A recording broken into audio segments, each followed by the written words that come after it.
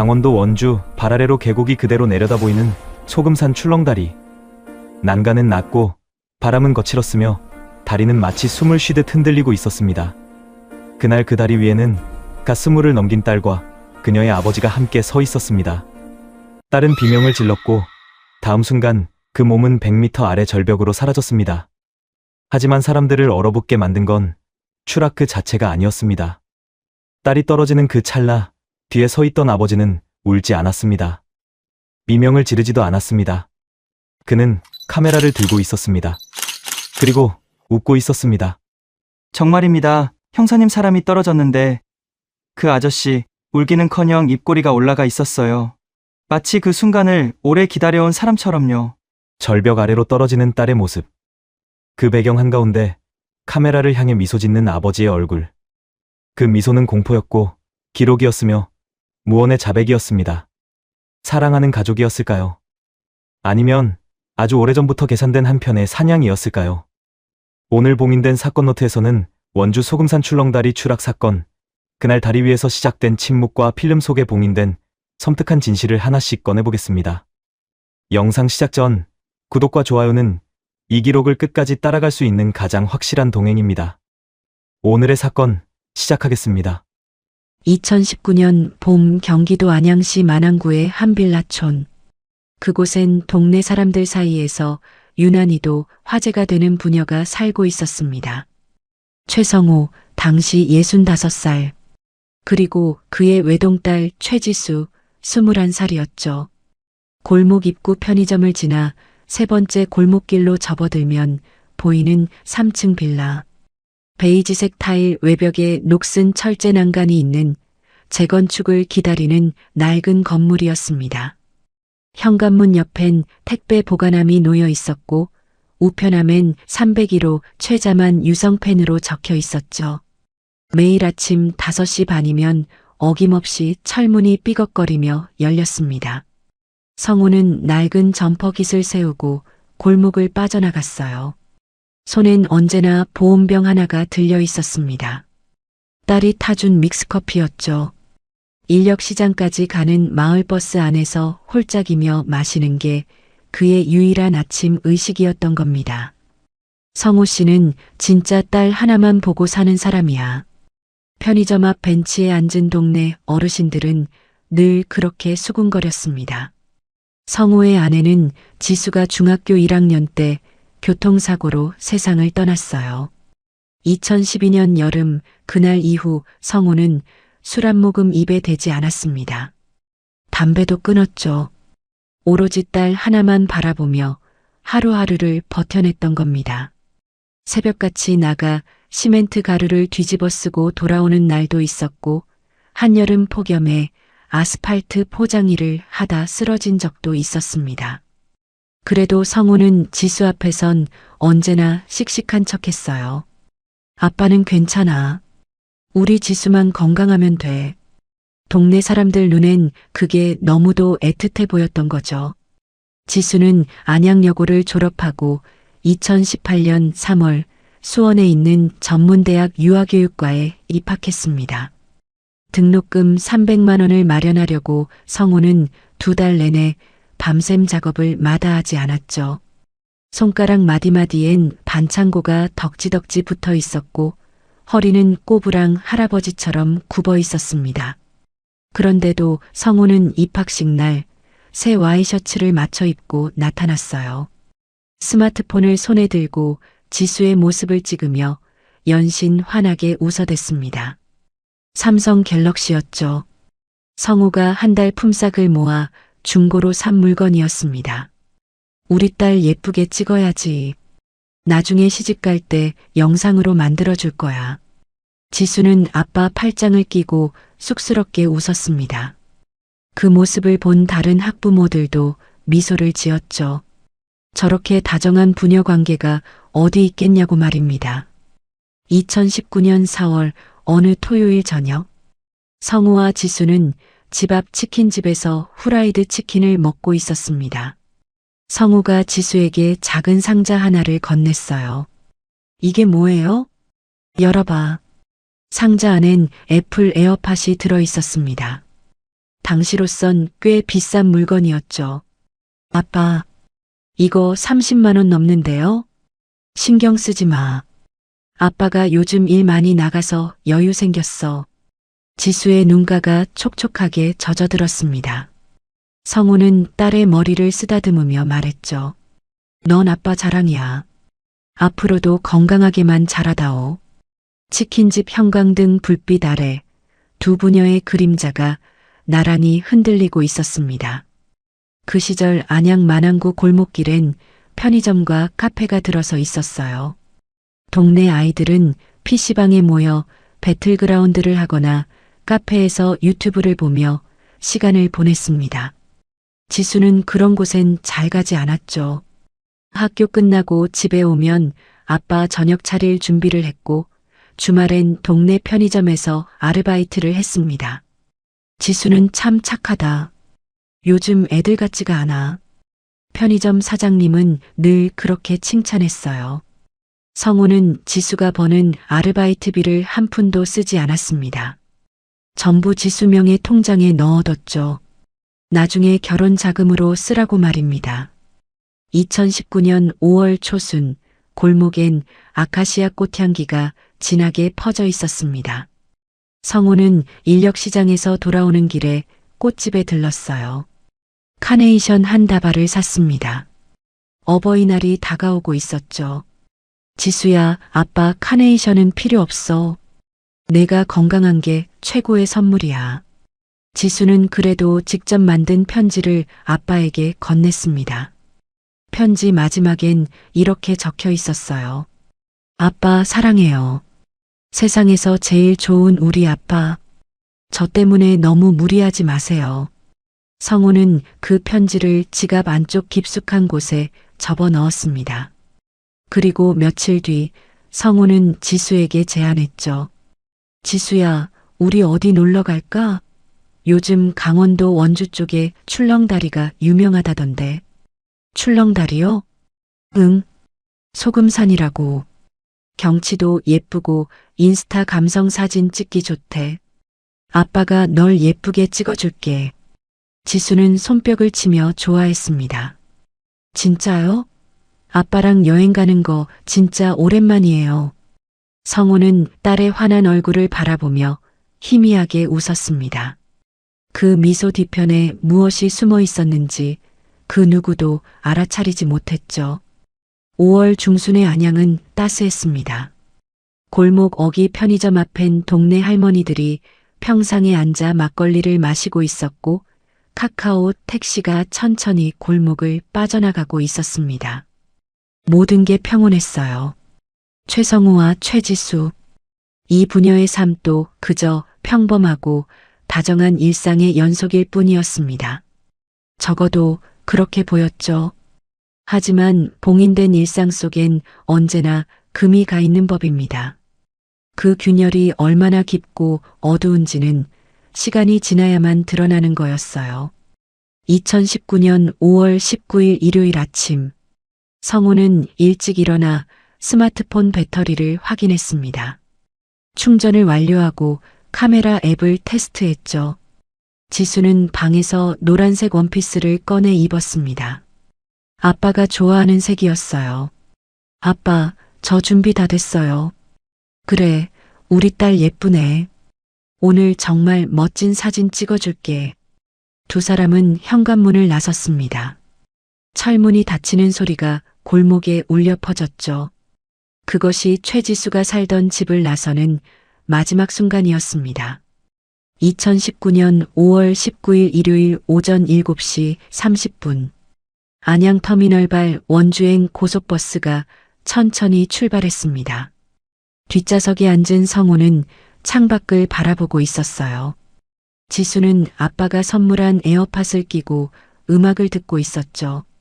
이어폰 사이로 새어나오는 희미한 멜로디, BTS의 작은 것들을 위한 시였습니다. 버스는 영동 고속도로를 달렸어요. 창밖으론 실록이 우거진 산들이 끝없이 펼쳐졌습니다. 지수는 가끔씩 스마트폰으로 풍경을 찍으며 인스타그램 스토리에 올렸죠. 아빠, 저기 봐요. 저 산 진짜 높아요. 성우는 고개를 끄덕이며 딸의 어깨를 토닥였습니다. 2시간 반가량을 달려 원주 고속버스 터미널에 도착한 건 오전 10시 10분경이었어요. 터미널 앞 국밥집에서 간단히 해장국으로 점심을 때우고 성우는 카카오 택시를 호출했습니다. 소금산 출렁다리까지 갈게요. 15,000원 나올 것 같은데요. 흰색 소나타 택시가 비포장도로를 덜컹거리며 올라갔죠. 차창 밖으론 가파른 산길이 이어졌고 길가엔 이름 모를 야생화들이 바람에 흔들리고 있었습니다.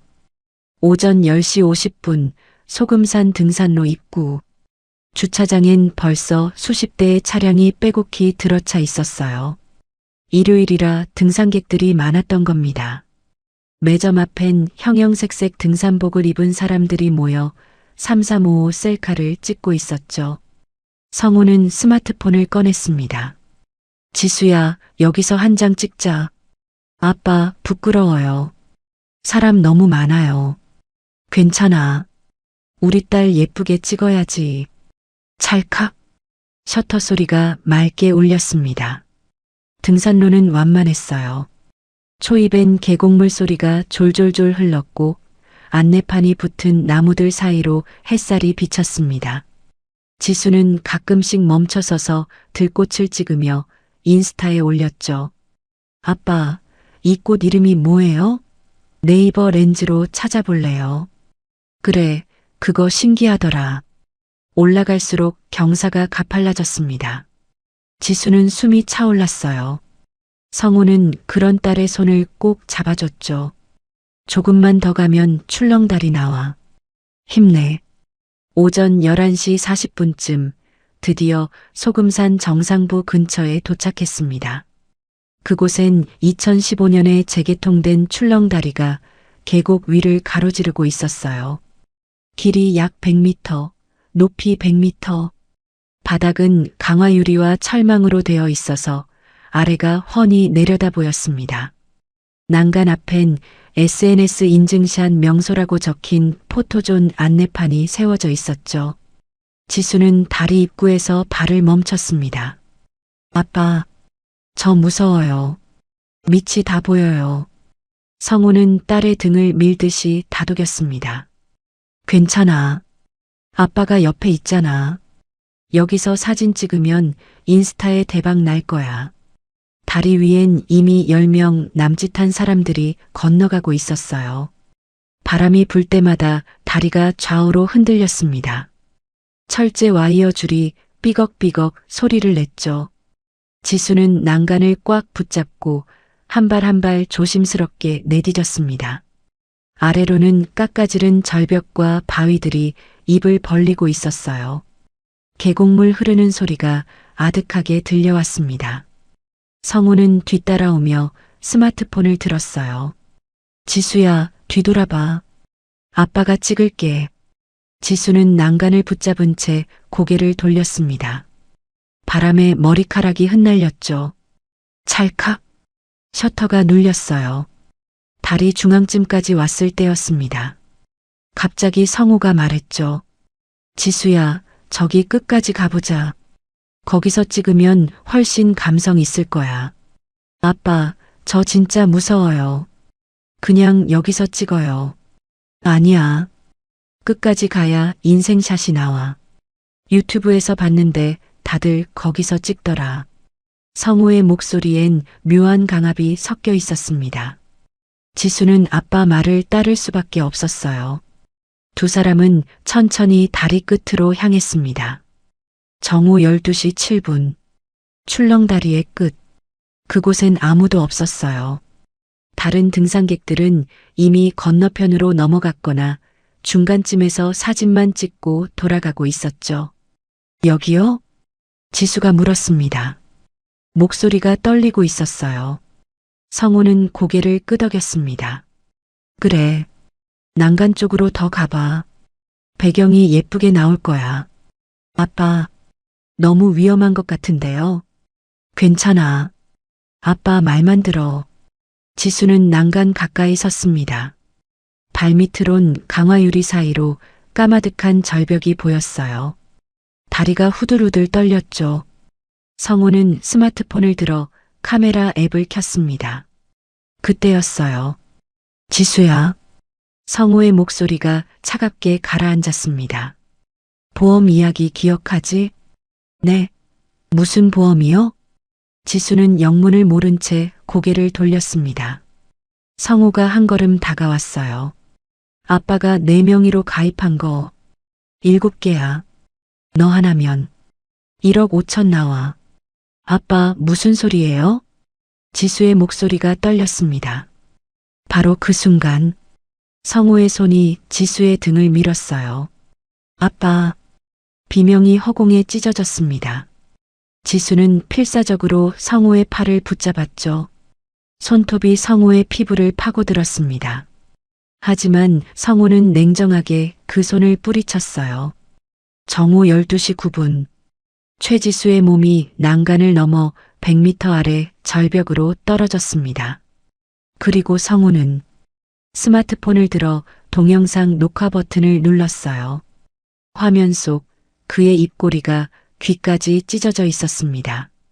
정오 12시 10분. 출렁다리 건너편에서 한가롭게 김밥을 먹고 있던 등산객 김민중 가명.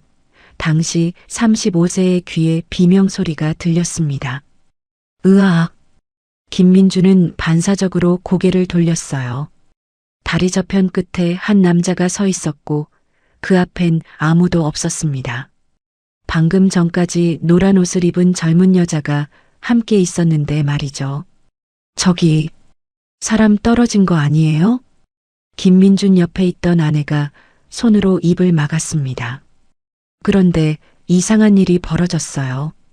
그 남자 성우는 난간에 기댄 채 스마트폰을 들고 있었습니다. 울부짖는 것도 아니고 구조를 요청하는 것도 아니었죠. 그저 폰으로 촬영을 하고 있었어요. 김민주는 등골이 오싹했습니다. 여보, 저 사람 웃고 있는 것 같은데요? 설마 그럴 리가. 하지만 김민준의 눈은 분명히 봤어요. 성우의 입꼬리가 기묘하게 올라가 있는 걸 말입니다. 김민준은 급히 스마트폰을 꺼냈습니다. 떨리는 손으로 119에 신고했어요. 여보세요. 소금산 출렁다리에서 사람이 떨어졌어요. 오후 12시 24분 원주 소방서 구조대가 출동했습니다. 오후 12시 40분 원주경찰서 소금산 파출소 경찰관 2명이 현장에 도착했어요. 그때까지도 성우는 다리 끝에 주저앉아 있었습니다. 이번엔 정말로 울고 있었죠. 아니, 우는 척을 하고 있었던 겁니다. 지수야, 지수야, 으아. 경찰관이 다가갔어요. 어떻게 된 겁니까? 성우는 눈물 범벅이 된 얼굴을 들었습니다. 저희 딸이 사진 찍으려다가 바람이 너무 세게 불어서 중심을 잃고. 딸이요? 몇 살입니까? 21살입니다. 대학생이에요. 성우는 손으로 얼굴을 감쌌습니다. 어깨가 들썩였죠. 경찰관은 전자수첩에 기록했어요. 성함이 어떻게 되십니까? 최성우입니다. 딸 이름은 최지수고요. 오후 1시 10분 구조대원들이 절벽 아래로 내려갔습니다. 로프를 타고 험난한 계곡을 수색했어요. 바위 사이사이엔 이끼가 끼어 있었고 물살은 생각보다 거셌습니다. 오후 2시 35분 바위 틈에 끼어 있는 지수의 시신이 발견되었습니다. 추락의 충격은 너무 컸습니다. 구조대원들은 잠시 말을 잃었고 현장은 말로 다 전할 수 없는 참혹함으로 가라앉았습니다. 100m 높이에서 떨어진 충격이었죠. 두개골은 여러 조각으로 깨져 있었고 팔다리는 부자연스럽게 꺾여 있었습니다. 구조대원 하나가 무전기를 들었어요. 시신 확보했습니다. 즉사로 보입니다. 오후 3시 20분 지수의 시신이 들것에 실려 올라왔습니다. 성우는 시신을 보자마자 그 위로 엎드렸어요. 지수야, 아빠가 미안해. 으아. 주변 사람들이 눈시울을 붉혔습니다. 불쌍한 아버지라고 생각했죠. 하지만 김민준만은 달랐어요. 그는 경찰관을 불러 세웠습니다. 제가 본 게 있는데요. 뭘 보셨는데요? 저 아저씨요, 딸이 떨어진 직후에 웃고 있었어요. 그리고 폰으로 뭔가 찍더라고요. 경찰관의 표정이 굳어졌습니다. 웃었다고요? 폰으로 찍었다고요? 네. 분명히 봤어요. 스마트폰 들고 촬영하면서 입꼬리가 올라가 있었다니까요. 경찰관은 전자수첩에 메모했습니다. 오후 4시 원주경찰서 형사과. 사건을 배정받은 건 강력계 형사 박철민 가명, 당시 47세이었어요. 박 형사는 20년 경력의 베테랑이었습니다. 그는 사건 보고서를 태블릿으로 읽으며 고개를 갸웃했죠. 추락사고라. 그런데 목격자 진술이 이상한데? 폰으로 촬영까지 했다고? 박 형사는 김민준을 다시 불러 진술을 받았습니다. 정확히 어떤 모습이었습니까? 글쎄요. 슬퍼 보이진 않았어요. 오히려 뭔가 만족스러워 보였달까요? 폰 화면도 보이던데 동영상 찍는 것 같았어요. 소름 끼쳤습니다. 박 형사는 성우를 조사실로 불렀어요. 오후 5시 30분. 성우는 여전히 눈이 퉁퉁 부은 채 앉아 있었습니다. 다시 한번 정확하게 말씀해 주십시오. 어떻게 된 겁니까? 성우는 떨리는 목소리로 답했어요. 저희가 사진을 찍으려고 다리 끝까지 갔어요. 그런데 갑자기 바람이 세게 불었고 지수가 중심을 잃었습니다. 제가 잡으려고 손을 뻗었는데 못 잡았어요. 사진 찍을 때 피해자의 위치는 어디였습니까? 난간 근처요. 배경이 예쁘게 나올 것 같아서 인스타에 올리려고. 박 형사가 날카롭게 물었습니다. 왜 그렇게 위험한 곳에 세웠습니까? 저도 그렇게 위험한 줄은 몰랐어요. SNS 보니까 다른 사람들도 거기서 찍던데요. 박 형사는 성우의 눈을 똑바로 쳐다봤습니다. 성우는 시선을 피했어요. 당신 딸이 떨어진 직후에 웃었다던데요? 동영상도 찍었다고요? 성우의 얼굴이 굳어졌습니다. 뭐라고요? 제가 왜 웃어요? 제 딸이 죽었는데. 동영상은 증거 남기려고 찍은 거예요. 목격자가 분명히 봤다고 합니다. 웃고 있었다고요. 그건 오해예요. 제가 너무 놀라서 얼굴 근육이 경련을 일으킨 거예요. 웃은 게 절대 아닙니다. 성우는 흥분해서 소리를 질렀어요. 박 형사는 더 이상 추궁하지 않았습니다. 스마트폰 제출해 주십시오. 포렌식 분석이 필요합니다. 네. 성우는 떨리는 손으로 갤럭시 스마트폰을 건넸어요. 오늘은 이만 가보십시오. 추가 조사가 필요하면 연락드리겠습니다. 성우는 후다닥 조사실을 빠져나갔습니다. 그날 밤 박 형사는 디지털 포렌식 팀에 성우의 스마트폰 분석을 의뢰했어요. 이 폰 철저히 뜯어봐야겠어. 그리고 또 하나. 당시 현장에 있던 대학생 하나가 인스타그램 스토리에 출렁다리를 올렸다는 제보가 들어왔습니다. 박 형사는 직감했어요. 이 사건 단순 사고가 아니야. 2019년 5월 21일 화요일 오전 10시 원주경찰서 디지털 포렌식실. 박철민 형사는 분석관 앞에 앉아 모니터를 응시하고 있었습니다. 성우의 갤럭시 스마트폰에서 복구된 데이터가 화면에 떠올랐어요. 형사님, 이거 보세요. 분석관이 갤러리 폴더를 열었습니다. 사진은 총 38장이었어요. 초반부 사진들은 평범했죠. 안양터미널 앞에서 찍은 지수의 셀카, 버스 안에서 창밖을 찍은 풍경 사진, 등산로 입구에서 환하게 웃는 얼굴. 그런데 23번째 사진부터 분위기가 달라졌습니다. 출렁다리 위에서 찍은 지수의 표정이 굳어 있었어요. 웃고 있지 않았죠. 오히려 불안해 보였습니다. 난간을 꽉 붙잡고 있는 손등엔 핏줄이 튀어나와 있었어요. 그리고 이거 분석관이 동영상 파일을 재생했습니다. 박 형사의 손이 멈췄습니다. 화면엔 절벽 아래로 떨어지는 노란 옷자락이 희미하게 보였어요. 흔들리는 영상이었지만 분명했습니다. 그리고 영상 3초 지점. 전면 카메라로 전환되면서 성우의 얼굴이 클로즈업 되었습니다.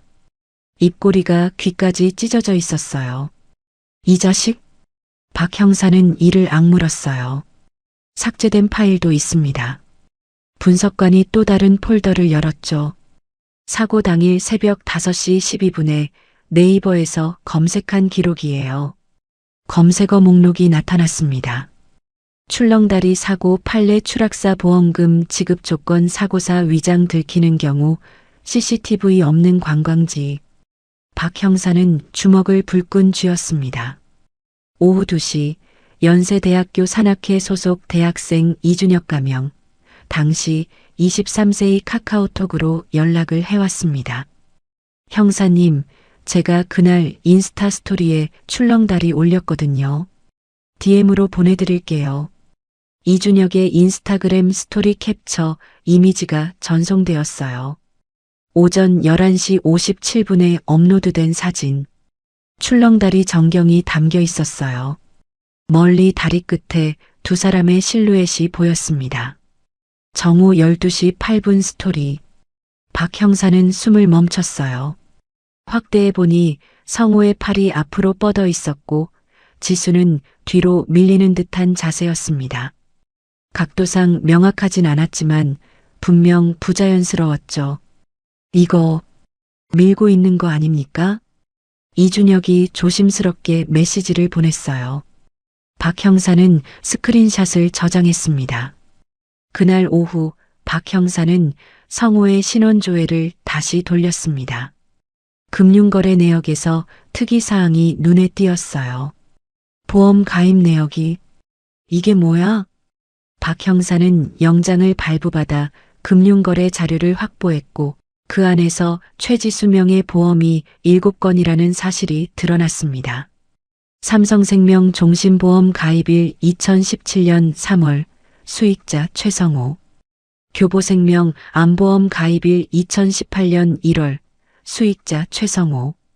KB손해보험 상해보험 가입일 2018년 6월 수익자 최성호.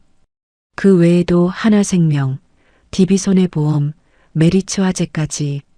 박 형사는 각 보험사에 수사 협조 공문을 발송했고 회신 자료가 공식 경로로 도착하자 박 형사는 경악했습니다. 월 보험료만 합계 98만 원.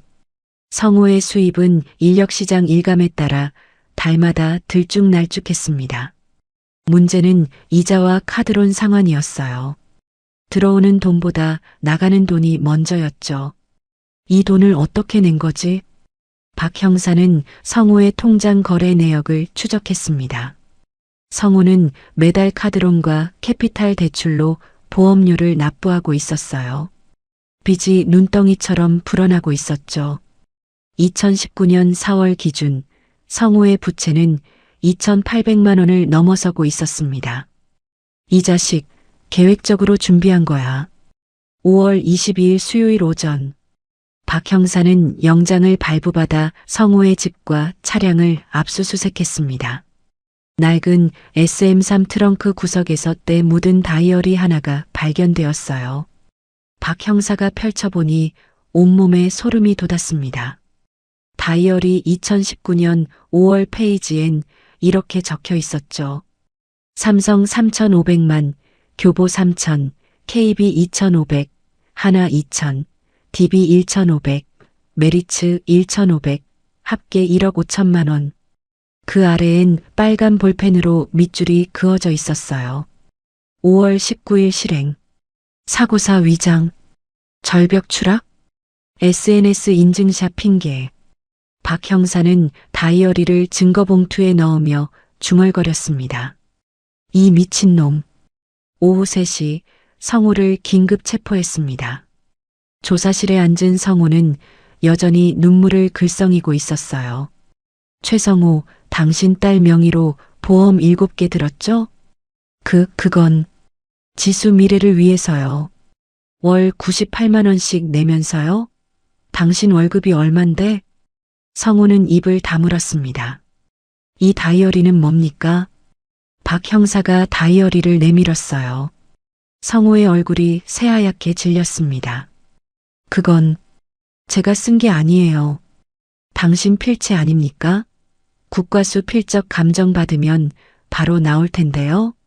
누가 조작한 겁니다. 저 절대 아니에요. 성우는 책상을 탕탕 쳤어요. 스마트폰 포렌식 결과도 있습니다. 당일 새벽에 추락사 보험금이니 사고사 위장이니 검색했더군요. 그건 우연히 본 뉴스 때문에. 우연이요? 그리고 동영상도 있습니다. 딸이 떨어지는 걸 찍으면서 웃고 있는 당신 얼굴이요. 성우는 머리를 쥐어뜯었어요. 그건 전면 카메라로 전환된 시점과 조작 흔적을 포렌식으로 확인했습니다. 실수라고 보기엔 버튼 동작과 흐름이 너무 정확했습니다. 제가 그렇게 찍을 리가 없잖아요. 변호사 선임하시겠습니까? 성우는 고개를 끄덕였습니다.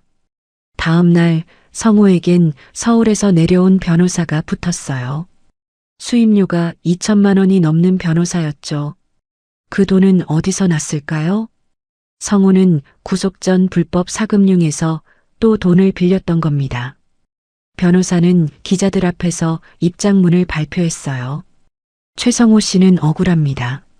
사랑하는 딸을 잃고 슬픔에 빠져 있는데 경찰이 무리한 수사를 하고 있습니다. 언론은 들끓었어요. 어떤 기사는 성호를 동정했고 어떤 기사는 괴물이라 불렀습니다. 온라인 커뮤니티는 양분되었죠. 박 형사는 책상 앞에 앉아 한숨을 쉬었어요. 증거는 있지만 결정적이지 않았습니다. 동영상은 실수로 전면 카메라가 켜졌다고 우길 수 있고 다이어리는 필적 감정을 받아야 했으며 보험은 정황 증거일 뿐이었죠. 더 확실한 게 필요해. 그때 카카오톡 알림이 울렸습니다. 국과수였어요.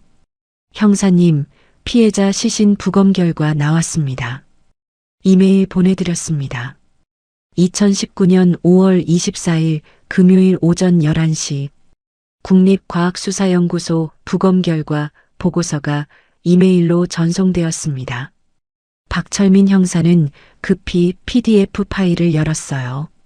사인 추락으로 인한 두개골 골절 및 다발성 장기 파열. 추정 사망 시각 2019년 5월 19일 정오 12시 9분경. 추락 당시 자세 배면 낙하로 추정. 방어 자세 흔적 없음.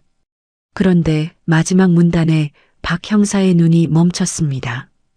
피해자 손톱 밑에서 미세한 피부 조직 및 혈흔 발견. DNA 검사 진행 중.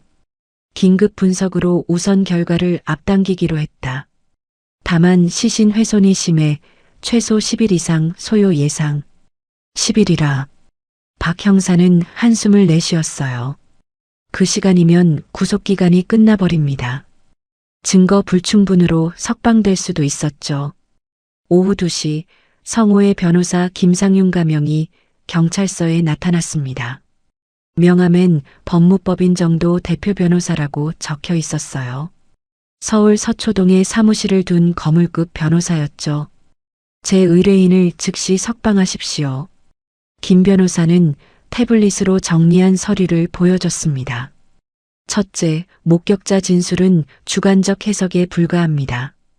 웃는 것처럼 보였다는 건 법적 증거가 될 수 없어요. 박 형사가 반박했어요. 동영상이 있습니다. 본인이 직접 찍은 영상에 웃는 얼굴이 나왔어요. 김 변호사는 코웃음을 쳤습니다. 그건 전면 카메라가 실수로 켜진 거고 충격을 받으면 앞면 근육이 비자발적으로 경련을 일으킬 수 있다는 의학 논문도 있습니다. 서울대병원 신경과 전문의 소견서 준비했습니다. 다이어리는요? 보험금 계산이 적힌 다이어리 말입니다. 그 다이어리의 필적이 제 의뢰인 것이라는 국과수 감정 결과가 나왔습니까? 아직이면 증거로 채택될 수 없죠. 누군가 모함하려고 조작했을 가능성도 배제할 수 없습니다. 김 변호사는 여유롭게 웃었어요. 박 형사는 주먹을 불끈 쥐었습니다. 인터넷 검색 기록은 어떻게 설명하시겠습니까? 추락사 보험금, 사고사 위장 같은 걸 검색했는데요. 검색 자체가 범죄입니까? 요즘 사람들 다 네이버로 궁금한 거 찾아보죠. 뉴스 보다가 관련 검색어 클릭했을 수도 있잖아요. 사건 당일 새벽에요. 새벽 5시에 말입니다. 불면증으로 잠 못 이루던 중 우연히 본 거죠.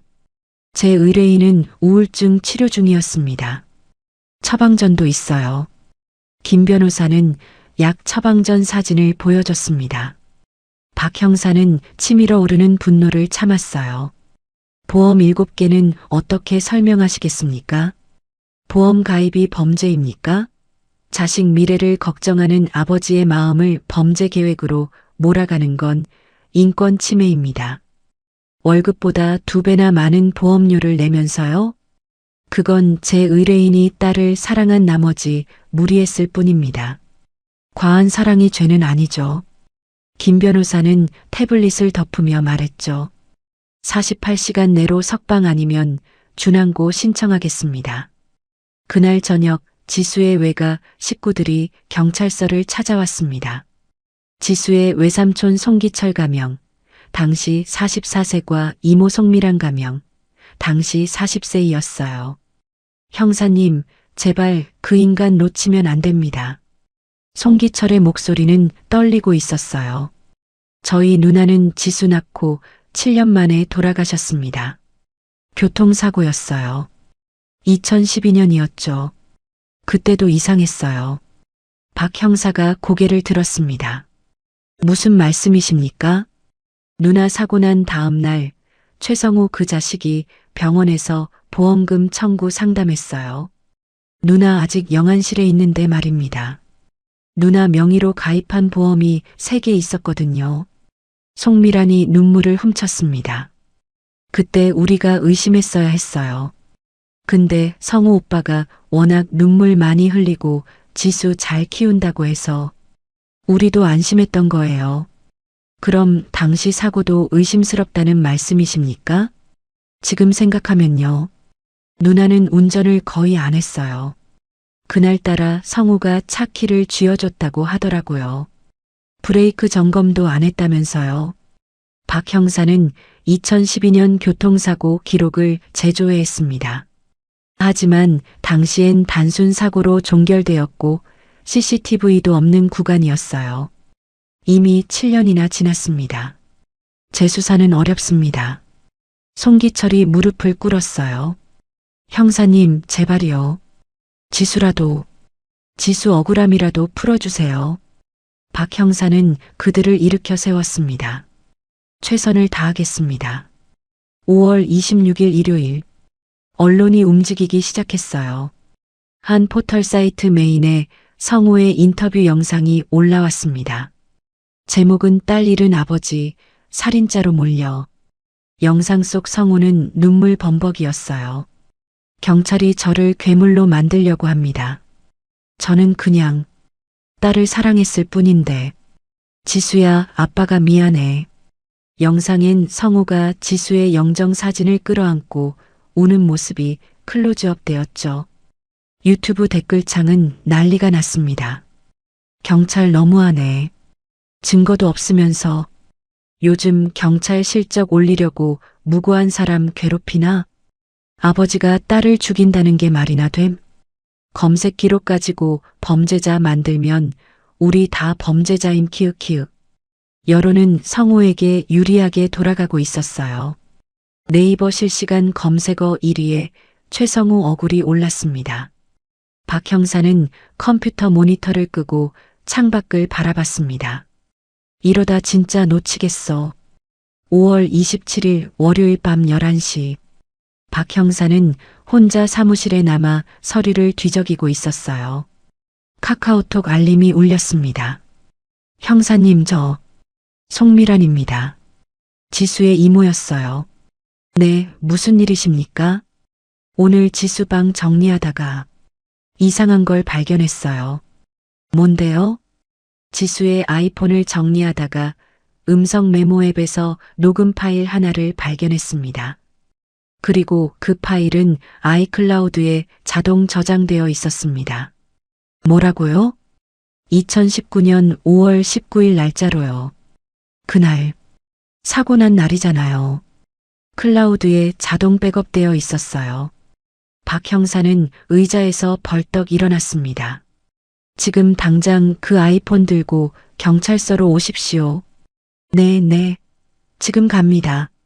전화가 끊겼어요. 박 형사는 창밖 어둠을 응시했습니다. 멀리서 사이렌 소리가 들려왔죠. 제발 결정적인 증거이길. 그의 손은 떨리고 있었습니다. 2019년 5월 28일 화요일 새벽 0시 42분. 원주경찰서 형사과 사무실. 송미란이 가쁜 숨을 몰아쉬며 문을 열었습니다. 형사님. 박철민 형사는 그녀를 맞이했어요. 미란의 손엔 아이폰 11이 들려 있었죠. 이게 그겁니까? 네. 지수가 아빠한테 받은 거예요. 최신형이라고 좋아했는데. 미란의 목소리가 떨렸습니다. 박 형사는 아이폰을 받아들었어요. 아이폰을 열자 음성 메모 목록에 날짜가 찍힌 파일 하나가 그대로 남아 있었습니다. 어떻게 발견하셨습니까? 지수 책상 서랍 정리하다가 에어팟 케이스를 찾았어요. 아이폰이랑 연동시켜 보니까 시리한테 오늘 녹음이라고 물어본 기록이 있더라고요. 클라우드 확인했더니 박 형사는 아이폰 잠금을 해제했습니다. 비밀번호는 미란이 알려줬어요. 파일 앱을 열고 아이클라우드 폴더에 들어갔습니다. 음성 메모 마이너스 2019년 5월 19일 1207 M4 재생 버튼을 눌렀어요. 처음엔 바람 소리만 들렸습니다. 슈잉 마이너스 거친 산바람 소리였죠. 그리고 발자국 소리. 통통통통. 출렁다리 위를 걷는 소리였습니다. 아빠, 여기 진짜 높아요. 무서워. 시리야. 녹음 시작. 박 형사는 숨을 죽였어요. 지수가 불안해서 증거를 남기려 했던 거였죠. 끝까지 가자. 거기서 찍어야 인생샷 나온다니까. 그냥 여기서 찍어요. 사람들도 다 여기서 찍잖아요. 아니야. 끝에 가야 제대로 나와. SNS에서 봤어. 목소리에 강압이 섞여 있었습니다. 잠시 침묵이 흘렀어요. 바람 소리만 들렸죠. 지수야. 난간 쪽으로 더 가봐. 아빠, 너무 위험한 것 같은데요. 아빠 말 들어. 조금만 더. 발소리가 멈췄습니다. 그리고 성우의 목소리가 낮게 깔렸어요. 지수야. 너 보험 얼마나 들었는지 알아? 박 형사의 손이 떨렸습니다. 네? 무슨 보험이요? 아빠, 갑자기 왜 그래요? 아빠가 내 명의로 가입한 거 7개야. 너 하나면 1억 5천 나와. 7개요? 아빠, 무슨 소리예요? 농담이죠? 농담 아니야. 미안하다. 지수야. 근데 아빠는 이렇게라도 안 하면 죽어. 빚쟁이들이 매일 전화해. 더 이상 못 버티겠어. 녹음 파일 속에서 지수가 헐떡이는 소리가 들렸습니다. 아빠, 무슨 소리예요? 저 안 죽어요. 싫어요. 어차피 너도 시집 가면 남의 집 사람이야. 지금 희생하면 우리 집안이 산다. 아빠, 제발! 저 안 죽고 싶어요. 비명소리. 발버둥 치는 소리, 가만히 있어. 손 놔. 쿵, 무언가 부딪히는 소리, 그리고 지수의 마지막 외침. 아빠! 목소리가 점점 멀어지더니 끊겼습니다. 마지막으로 성우의 목소리가 들렸어요. 휴. 끝났네. 이제 연기 시작이야. 박 형사는 이어폰을 빼고 책상에 주저앉았어요. 송미라는 바닥에 쓰러져 통곡하고 있었죠. 지수야. 우리 지수야. 새벽 1시 20분. 박 형사는 긴급 소환장을 발부했습니다. 구치소에 수감 중이던 성우를 조사실로 데려왔어요. 성우는 여전히 초췌한 얼굴이었습니다. 왜 또 부른 겁니까? 저 좀 그만 괴롭히세요. 변호사님한테 말할 거예요. 박 형사는 아이폰을 책상 위에 놓았어요. 이거 아시죠? 성우의 눈빛이 흔들렸습니다. 그게 뭔데요? 당신이 딸한테 선물한 아이폰이에요. 시리 음성 녹음 기능이 있더군요. 자동으로 클라우드 백업도 되고요. 성우의 얼굴이 하얗게 질렸어요. 이 안에 당신 목소리가 고스란히 담겨 있습니다. 너 하나면 1억 5천 나온다. 직접 하신 말씀 아닙니까? 그건 성우는 말을 잇지 못했습니다. 박 형사가 재생 버튼을 눌렀어요. 조사실의 성우와 지수의 마지막 대화가 울려 퍼졌습니다. 녹음이 끝나자 성우는 머리를 쥐어뜯었어요. 아니에요. 그건 제가 농담으로 한 소리예요. 지수 겁주려고. 농담이요? 딸이 싫어요. 안 죽고 싶어요라고 울부짖는데 농담이었다고요? 그게 성우는 말문이 막혔습니다. 새벽 2시 변호사 김상윤이 급히 조사실로 달려왔어요. 제 의뢰인에 대한 신문을 즉각 중단하십시오. 김 변호사는 녹음 파일을 듣고 나서 얼굴이 굳어졌습니다. 하지만 곧 태세를 가다듬었어요. 이 녹음은 증거로 채택될 수 없습니다. 왜 그렇습니까? 변호사는 증거 능력을 흔들려 했습니다. 하지만 포렌식 결과와 서버 기록은 조작 가능성을 지웠습니다. 박 형사가 소리쳤어요. 지수 목소리까지 조작했다는 겁니까? 클라우드 서버 기록까지 다 있는데? 기술적으론 가능합니다. AI 음성합성 기술이 발달했잖아요. 김 변호사는 냉정했어요. 박 형사는 주먹을 쥐었습니다. 5월 29일 수요일 오후 국과수에서 급전이 왔어요. 형사님, 피해자 손톱 및 피부 조직 DNA 검사 결과 나왔습니다.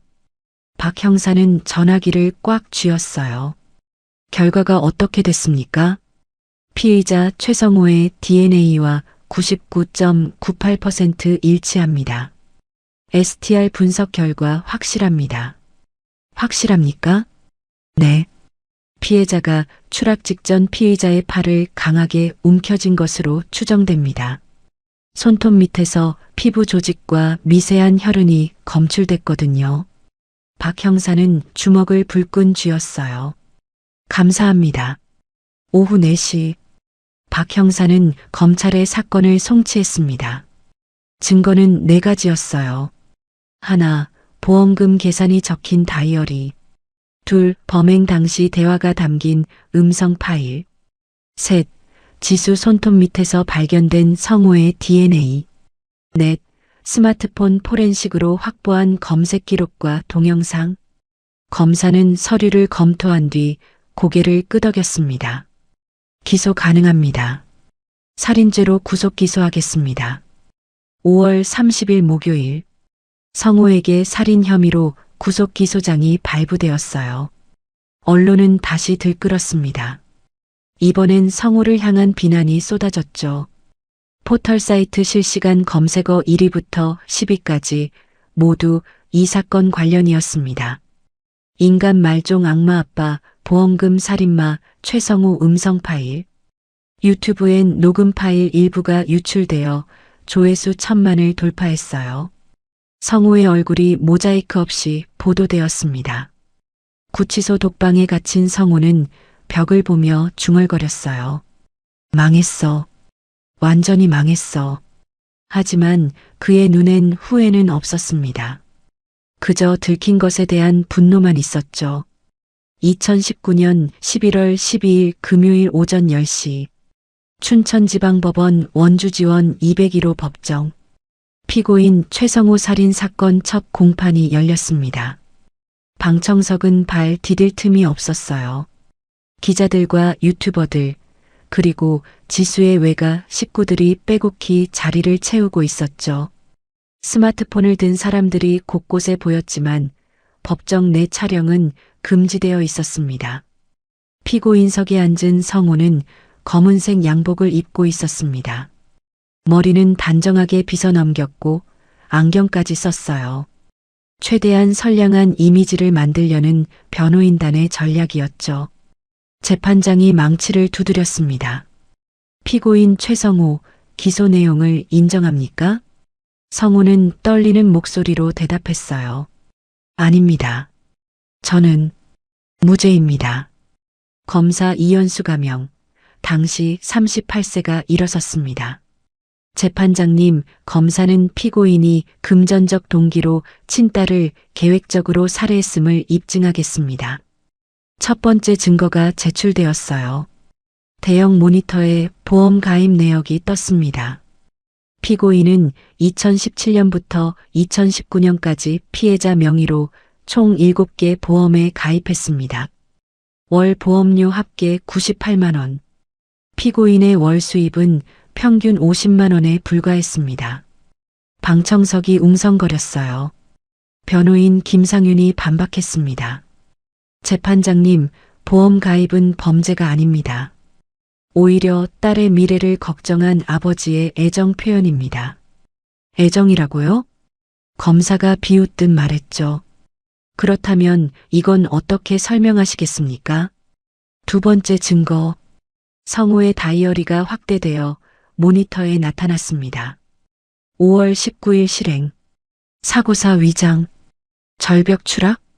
SNS 인증샷 핑계. 방청석에서 탄식이 터져나왔어요. 국과수 필적 감정 결과 이 다이어리는 피고인이 직접 작성한 것으로 확인되었습니다. 일치율 99.7%입니다. 성우는 고개를 떨구었습니다. 김 변호사가 재빨리 말했어요. 그건 피고인이 스트레스성 망상 장애로 인해 쓴 메모일 뿐입니다. 정신과 진단서가 있습니다. 망상이요? 검사는 차갑게 웃었어요. 그럼 이것도 망상이었을까요? 세 번째 증거. 스마트폰 포렌식 자료가 제시되었습니다.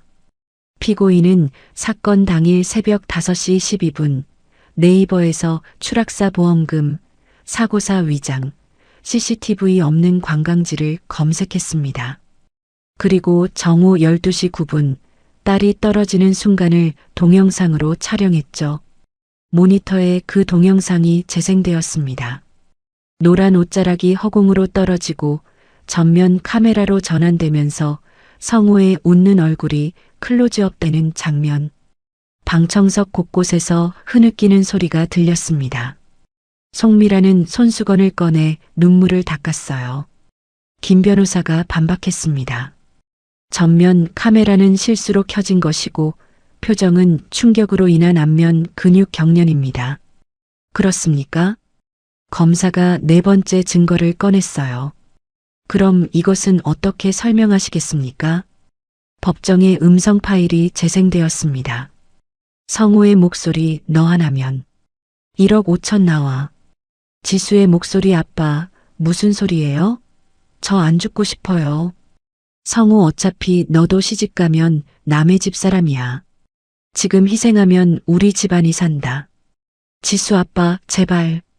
으악. 녹음이 끝나자 법정은 숨죽인 듯 조용해졌습니다. 재판장이 물었어요. 피고인, 이 녹음에 대해 할 말 있습니까? 성우는 한참 동안 입을 열지 못했어요. 김 변호사가 대신 말했습니다. 재판장님, 이 녹음의 맥락을 알 수 없습니다. 편집되었을 가능성. 검사가 끊었어요. 국과수 디지털 포렌식 팀의 분석 결과입니다. 이 녹음 파일은 편집되지 않았으며 애플 클라우드 서버 타임스탬프와 일치합니다. 조작 불가능합니다. 김 변호사의 얼굴이 굳어졌습니다. 검사는 계속했어요. 그리고 마지막 증거입니다. 5번째 증거. 국과수 DNA 감정서가 제출되었습니다. 피해자 손톱 밑에서 발견된 피부 조직은 피고인의 것으로 확인되었습니다. STR 분석 결과 99.98% 일치. 피해자는 추락 직전 피고인의 팔을 필사적으로 붙잡았던 겁니다.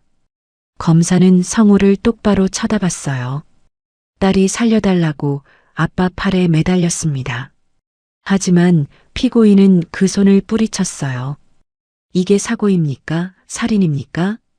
성우는 고개를 들지 못했습니다. 오후 2시 증인 신문이 시작되었어요. 목격자 김민준이 증인석에 섰습니다. 증인, 사건 당일 무엇을 보았습니까? 피고인이 딸이 떨어진 직후 스마트폰을 들고 촬영하고 있었습니다. 그리고 웃고 있었어요. 확실합니까? 네. 평생 잊을 수 없는 장면입니다. 너무 충격적이어서 제 아내도 같이 봤습니다. 김 변호사가 반대 신문을 했어요. 증인, 당시 거리가 얼마나 되었습니까? 한 80m쯤요. 하지만 저는 미러리스 카메라 망원 렌즈로 풍경 찍고 있었습니다. 확대해서 봤어요. 김 변호사는 할 말을 잃었어요. 오후 4시 검사가 최종 의견을 진술했습니다. 피고인은 빚을 갚기 위해 친딸을 보험금 수단으로 이용했습니다. 2년간 치밀하게 계획을 세우고 마침내 2019년 5월 19일 실행에 옮겼습니다. SNS 인증샷이라는 핑계로 위험한 곳까지 유인한 뒤 냉정하게 밀어 떨어뜨렸습니다. 이는 명백한 살인입니다. 변호인의 최종 변론 차례였어요. 김 변호사는 성우를 바라봤습니다. 성우가 고개를 들었어요. 그 순간 성우의 눈빛이 변했습니다. 재판장님, 성우가 갑자기 일어섰어요. 피고인 앉으십시오. 아니요. 할 말이 있습니다. 성우는 방청석을 향해 소리쳤죠. 내가 뭘 잘못했습니까? 내가 안 살면 끝이었는데 나도 벼랑 끝이었다고요. 방청석이 술렁였습니다. 매일 불법 사채업자들한테 협박받으면서 살아봤어요? 하루하루가 지옥이었다고요. 2,800만 원 빚, 이자만 한 달에 100만 원씩. 재판장이 망치를 두드렸어요.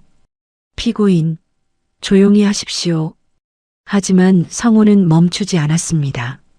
지수 하나 희생하면 우리 집안이 살 수 있었어요. 1억 5천. 그게 뭐가 잘못됐는데. 송미란이 소리를 질렀어요.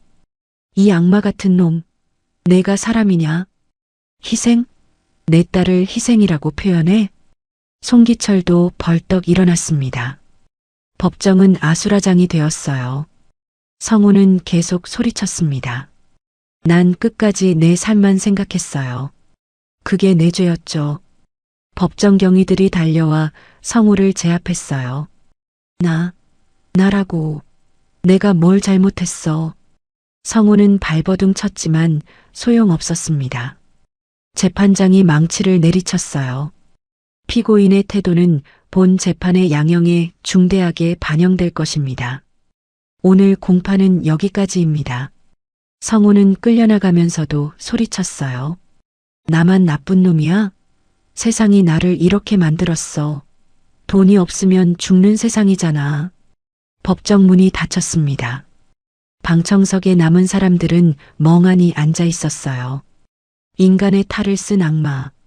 그 본색이 완전히 드러난 순간이었습니다. 2020년 3월 23일 금요일 오후 2시 춘천지방법원 원주지원 대법정 선고 공판이 열렸습니다. 방청석은 이번에도 10,000원이었어요. 전국적으로 생중계되는 사건이었기에 법원 밖엔 취재진이 빼곡히 늘어서 있었죠. 피고인석에 선 성우는 초췌한 모습이었습니다. 구치소 생활 석 달 만에 머리는 반쯤 휘어졌고 뺨은 푹 꺼져 있었어요. 재판장 김영달 가명, 당시 58세 부장판사가 판결문을 펼쳤습니다. 피고인 최성호에 대한 판결을 선고합니다. 법정이 숨죽였어요. 피고인은 금전적 이득을 목적으로 2년 이상 치밀하게 범행을 계획했습니다. 피해자는 피고인의 친딸로서 가장 믿고 의지해야 할 존재였으나 피고인은 그 신뢰를 철저히 배신했습니다. 재판장의 목소리는 단호했어요. 특히 피고인은 법정에서 반성은커녕 피해자를 희생이라 표현하며 자신의 행위를 정당화했습니다. 자식 키워봤자 소용없다는 발언은 인간으로서 가져야 할 최소한의 양심마저 상실한 것으로 판단됩니다. 성우는 고개를 숙였습니다. 따라서 본 재판부는 피고인 최성호에게 무기징역을 선고하며 피해자 유족에게 위자료 1억 원을 배상할 것을 명합니다. 쾅! 망치 소리가 법정에 울려 퍼졌어요. 방청석에서 박수 소리가 터져 나왔습니다. 송미라는 지수의 영정 사진을 끌어안고 울었어요. 지수야, 이제 편히 쉬렴. 성우는 아무 말도 하지 않았습니다. 그저 허탈하게 웃고 있을 뿐이었죠. 9월 15일, 성우 측은 항소했습니다. 하지만 2심 재판부도 원심을 그대로 유지했어요. 피고인의 범행은 계획성, 잔혹성, 반인륜성 모든 면에서 극악무도합니다. 원심의 판단이 타당합니다. 성우는 대법원까지 상고했지만 2021년 2월 상고 기각되었습니다. 2021년 3월 12일 최종 판결이 확정되었어요. 최성호 무기징역. 그는 경북 포항교도소로 이송되었습니다. 교도소 84동 3층 독방. 성우는 그곳에서 하루하루를 보냈어요. 교도관들 사이에서 그는 괴물로 불렸습니다.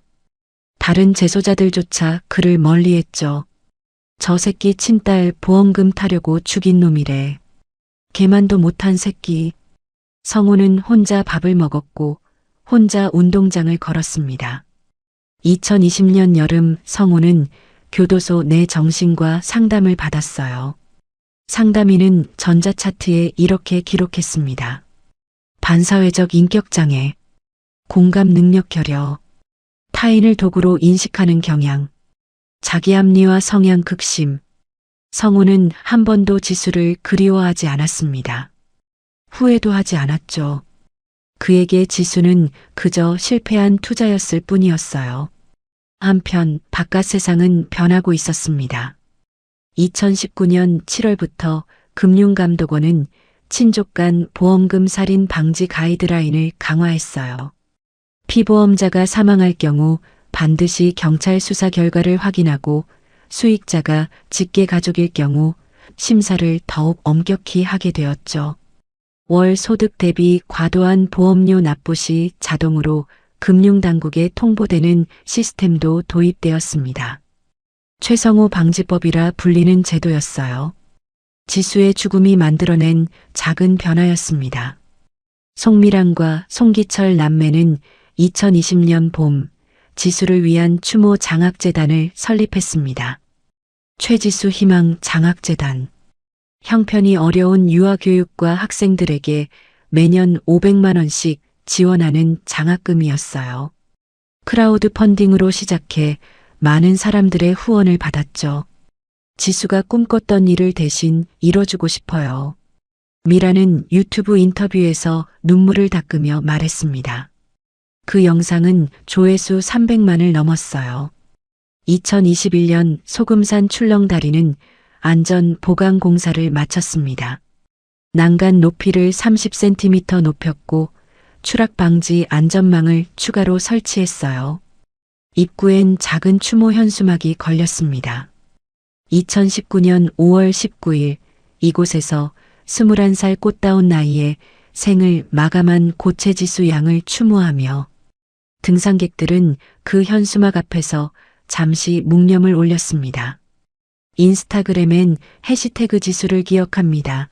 해시태그가 생겼어요. 2022년 봄, 박철민 형사는 정년퇴임을 앞두고 있었어요.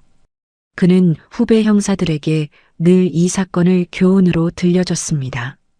가족이라는 이름 뒤에 가려진 범죄가 있어. 절대 겉모습만 보고 판단하지 마.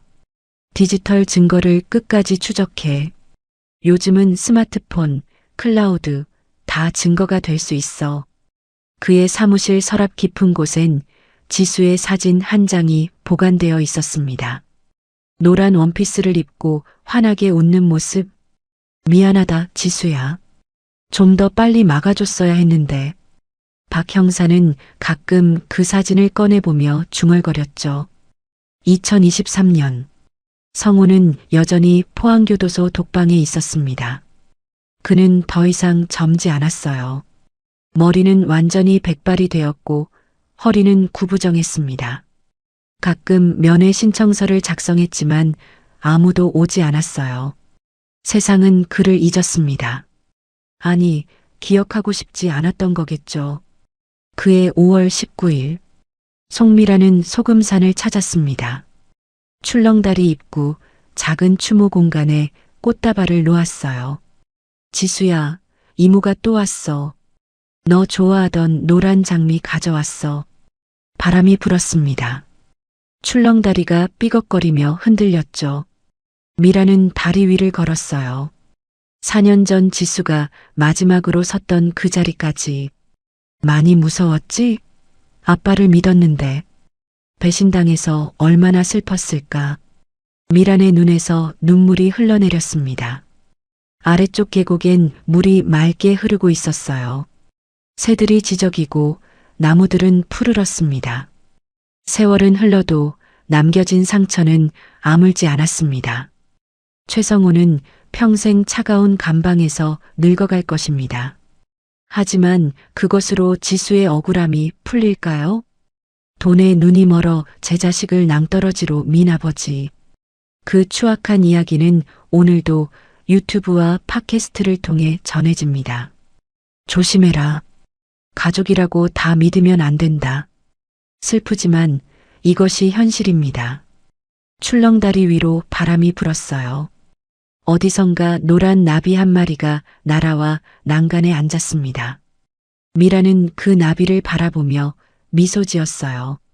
나비는 잠시 날개를 접었다가 다시 하늘 높이 날아올랐습니다. 푸른 하늘 저편으로, 영원히 자유로운 곳으로. 사건 노트는 여기서 덮습니다. 하지만 진실의 무게는 영원히 우리 곁에 남을 것입니다. 사건의 기록을 따라가며 가려진 조각들을 연결합니다. 구독과 좋아요, 알림 설정은 이 기록을 이어가는 힘이 됩니다. 구독과 좋아요 꼭 눌러주세요. 잊혀진 이름들, 사라진 진실, 그날의 흔적들. 봉인된 사건 노트에서 흔적을 찾아드리겠습니다. 지금까지 봉인된 사건 노트였습니다. 시청해주셔서 감사합니다.